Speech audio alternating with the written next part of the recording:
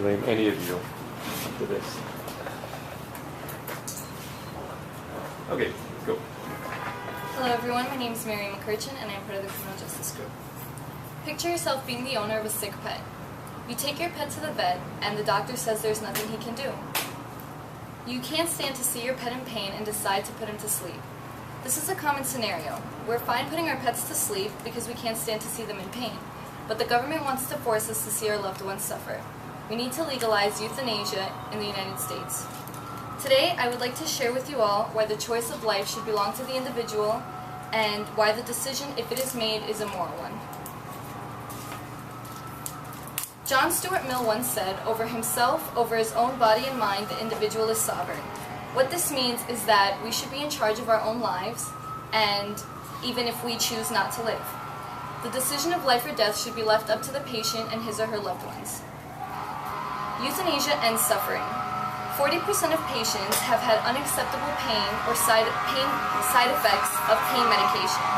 And this information comes from a 2004 study done by Dr. Robert Perlman and Dr. Helen Stark, retrieved at procon.org.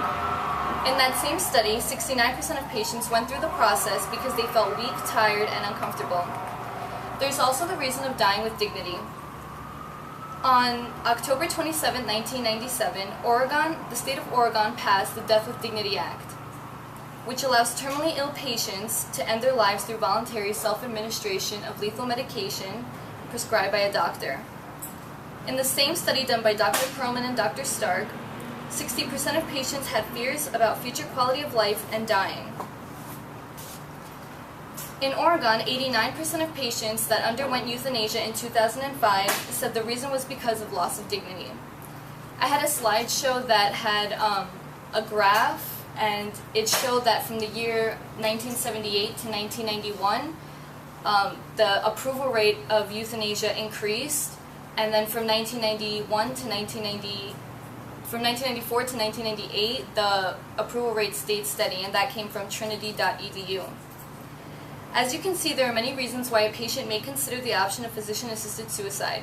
Let us now discuss the morality of this decision. It gives patients freedom from their pain or future pain. Let's consider the case of Dr. Cox and Mrs. Boyce. Mrs. Boyce was a 70-year-old woman who was in extreme pain. She would scream like an animal if she was touched. After her many pleas to Dr. Cox to end her life, he prescribed her potassium chloride. Mrs. Boyce was freed from her current pain. Let us now consider the case of Dr. Kevorkian and Janet Adkins. Janet Adkins was recently diagnosed with Alzheimer's disease. She sought out the help of Dr. Kevorkian, and she later became known as his first patient. It also gives the family peace of mind. According to edu.on.ca, keeping someone alive who no longer has a quality of life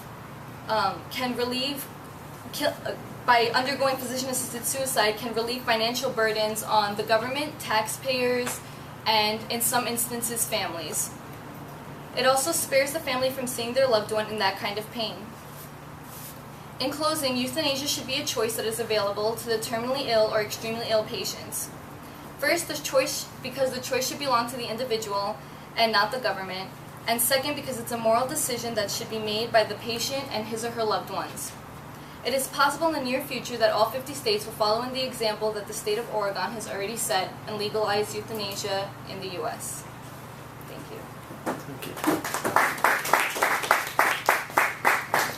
It was almost 4 minutes.